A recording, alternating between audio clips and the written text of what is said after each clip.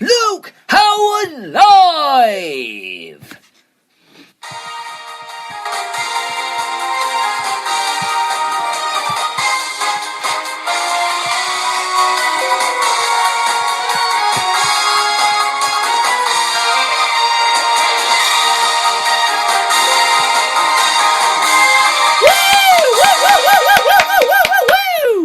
Thank you!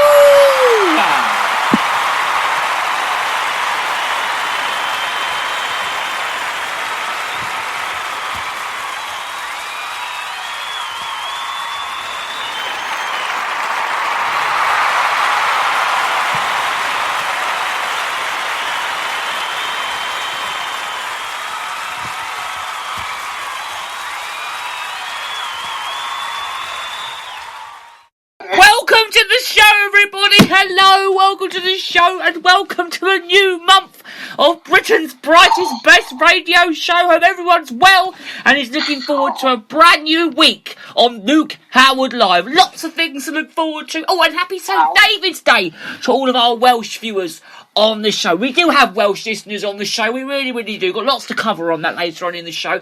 I don't know what good morning is in Welsh, but I will try and find out later on in the show. We'll speak a little Welsh in the show today. Happy St. David's Day if you are celebrating the first day of spring. Spring has sprung. Well, here we are. It's going to be all great.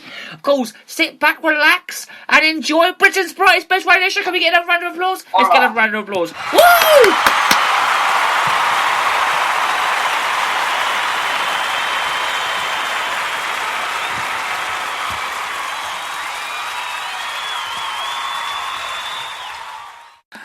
Holla, I've just found out holla in that moment. It's holla is hello in Welsh. Am I right there? Yeah, I am right. Holla is hello in Welsh. Well, I never knew that. I never knew that. Okay, so let's get started with lots of things. Oh, here's what we got coming up today, and this is how you can get in touch with the show today. You can email the show is garyjhoward68@hotmail.com. The other email is 345457 student.hrc.ac.uk. You can also get in touch with my colleague Michael Walker. His is 34477 student.hrc.ac.uk. And you can also use his normal email, which is mdwalker2002 @icloud.com. And you can also find him and me on Instagram as well. My Instagram is the Luke Howard fan page, and his Instagram is Michael Walker Live. Okay. Oh, and also hashtags. Hashtag Luke Howard, hashtag Luke Howard Live, and also the hashtag Michael Walker Live as well. Oh, and coming up on the show, here's what we've got coming up. So we're going to be talking about things and news. Now, the news that I've been, what I would like to cover on the show is Prince Philip. He's been transferred to a second hospital after his heart condition tests have got even worse. So we'll talk a little bit about that. And we're also going to talk about COVID news and teachers. The risks is similar to other under 65s. So we'll talk a little bit about that. And also the Coronation Street actor, Johnny Briggs. He's died at the age of 85. So we'll talk a little bit about that. And that's what we've got coming up on the show today.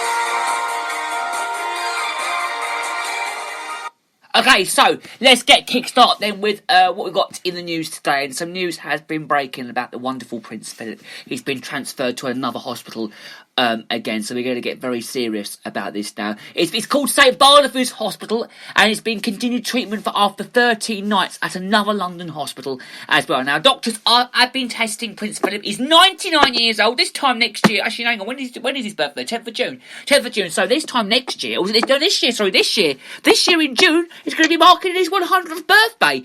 So they're also going to be undertaking testing, obviously, for a pre-existing heart condition.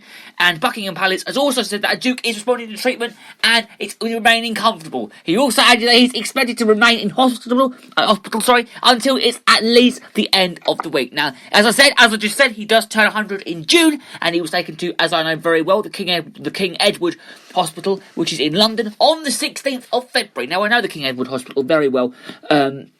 They deal with lots of private patients and all that. It's a very good hospital. I know it very well. And it's a presentation after he was feeling very unwell. A palace source was actually previously said that he had walked into the hospital undated. Now, this morning, someone was actually screened from journalist cameras by umbrellas as they got into an ambulance outside the hospital, which is actually in Marylebone in central London. Now, he was actually transported about 3 miles, 5 kilometres that is, to St Barnabas Hospital, which is also known as Barts of St Bart's in the City of London.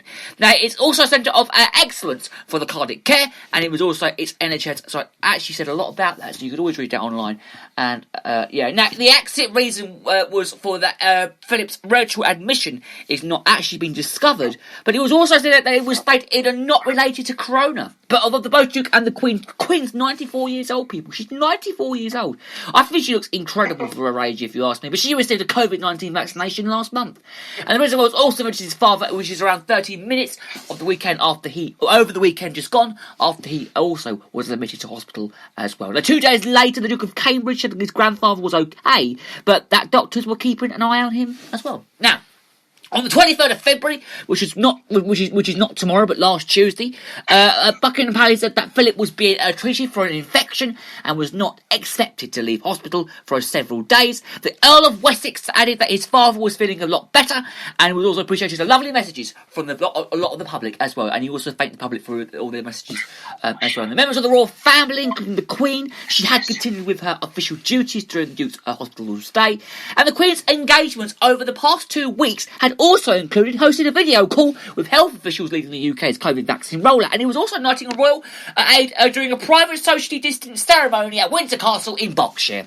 Now, Prince Philip retired from royal duties in 2017, which we all knew very well when he did that, because he did break in the news, and it was also a move which was supported by the Queen, of course, as well. Now, he was also known for the cut of remarks on the public events, and it also joked at the time that there was a world's most exceptional plague at River, and it was also that time that a working royal had attended over 22,000 solo engagements and given more than 5,000 speeches. And the Duke had also received treatment for various health conditions over the years, including a blocked coronary artery back in 2011 and a bladder infection, which was also in 2012 as well, and also an exploratory servitude on his abdomen back in June 2013. Well, he's had quite a lot of operations on himself, but to be honest with you, he's survived a lot. I mean, he's Duke of Edinburgh, people, and he can survive anything. If Prince Philip can survive anything, then so can we. So I think we'll leave that one there. Oh, by the way, we've got Michael on the show later on. Michael's waiting in the wings. Michael, say hello to the viewers, mate. Hello. He'll be here later on in the show, because we're going to cover some things we're going to talk about later on in the show. How are you doing? Oh, the viewers, I'm sure the viewers are all good, mate. I'm sure the viewers are all good. Do stick around, because he is going to be here later on in today's show. Now, let's move on and talk about COVID teachers now, which is a risk is similar over under 65s. Now, I read this actually when I came into the studio earlier on, and school staff do not have the remarkable higher risk of infection than other working age adults. Now, the number of staff testing positive for COVID antibodies increased by a similar percentage to their peers, while schools were fully open. Now, experts, what do they know? Experts, what the heck do experts know? They all describe the findings as a very reassuring and suggested efforts by schools to control infections that were working. Now, they also said it does not mean teachers were at zero risk, but however, testing positive for COVID in someone that had the virus in the very past. Now, in December, 15% of teaching and support staff tested positive for antibodies compared to about 18% of people of working age in the same local authorities, giving them about an average risk of their age. Now, but the working age population includes, I think it's to do with people not in work and working from home, is that right? But it was also, well, as they are going into work as well. Now, it would all be native to think teachers going into schools wouldn't have higher risks, and those working from home, according to Dr. Snaz Lansley, who is leading research for Public Health England. Well, I never knew that. But his team, the Public Health England, the Office is a National Statistics in the London School of Hygiene, and of course, Tropical Medicine assessed his staff and students as a sample of schools from current and past infectious. Now, anyone working outside their home, though, is likely to have some elevated risk, which is what I've just learned. And the researchers also explained that teachers are at risk, which is not sustainably higher compared with people working in other settings. But between 25% and 50% of hospital staff had these antibodies, according to the various studies, while in care homes. That at least one COVID outbreak, 2/3 of 66%, and staff had antibodies by the end of the first wave. Is that right? Are you sure? What I'm reading here is right. It is right. Well, whatever you find online, some things are true, some things aren't true. But that's what they're saying. But the contrast on the population of staff testing positive for it rose by 50% between November and December back in 2020. Now, given the schools were also completely open during the period, and you would also expect a much higher antibody confirmation if it was not a high risk environment.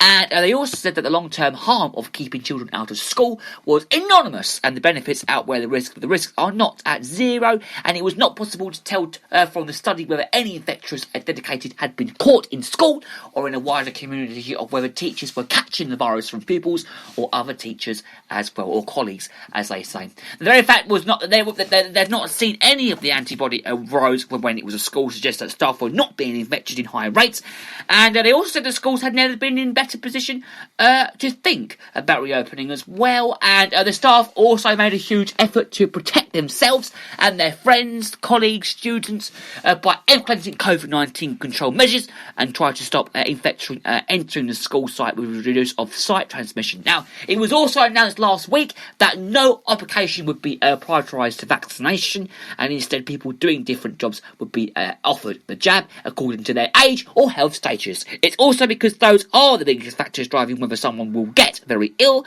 or even die after being infected. A relatively small population of COVID deaths have been in the working age population as well.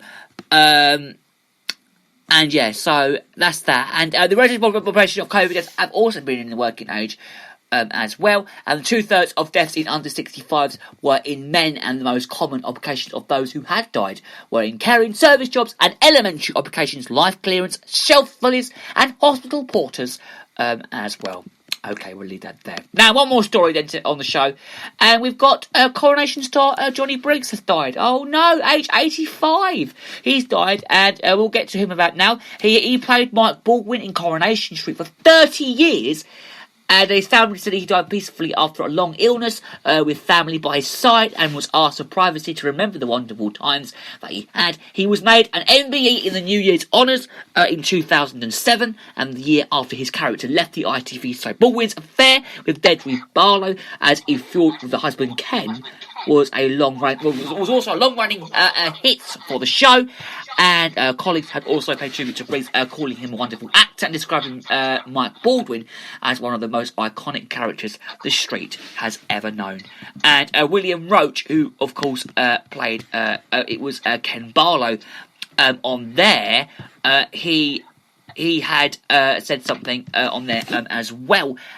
It was after his character had left the ITV soap, and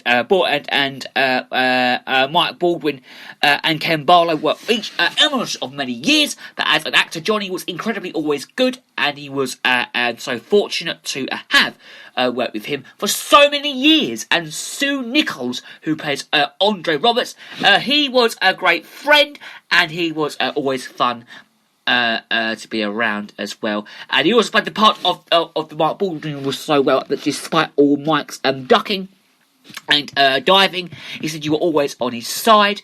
And Helen Worth, who plays Jill Blatt of The Cobble, said that he was one of the street's most memorable characters. And Sally Denby, who plays Sally Webster, who I know quite well, said that what a wonderful actor he was. Well, Samuel Leckridge, who plays Murray Connor, tweeted that she had fond memories of working with him, describing him as a lovely person. And Anthony Cotton, who plays Sean Tully, said he will adore him, while former soap writer Phil Ford tweeted it was very, very sad to hear of his death. Now, John Wilson, managing director of the continuing drama ITV, said that Briggs had been right at the centre of the show for years, adding when Mike Baldwin was in the scene, it was very hard to look at anyone else.